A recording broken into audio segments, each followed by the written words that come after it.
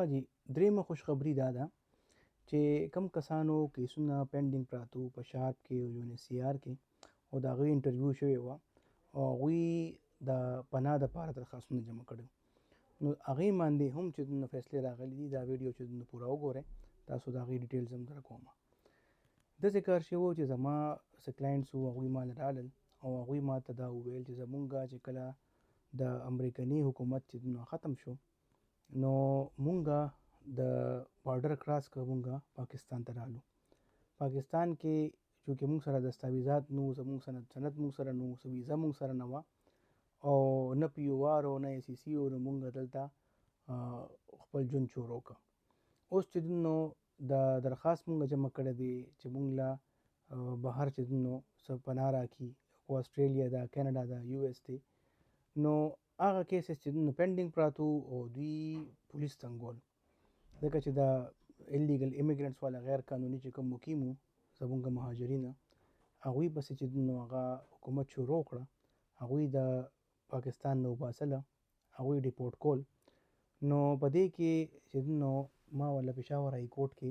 کیس جمع کړ پېښور های کورټ دا کیس چې نو څه وخت چې نو هغه وساته خپل ځان سره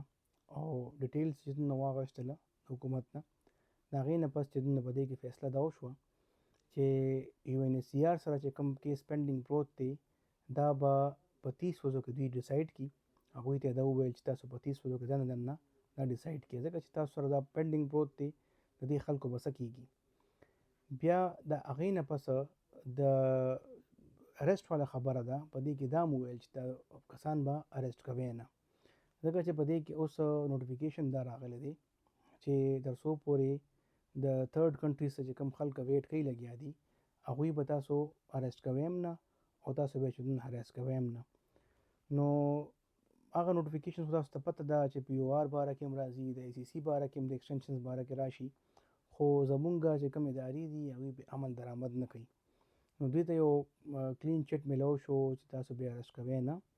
او دلته چې هغې پورې به دې دلته ایثار وي تر څو پورې چې دا UNHCR فیصله نه وي راغلی او که UNHCR فیصله راله نو دوی به بیا بهر ځي نو دا هم چې درېیمه خوشخبري وه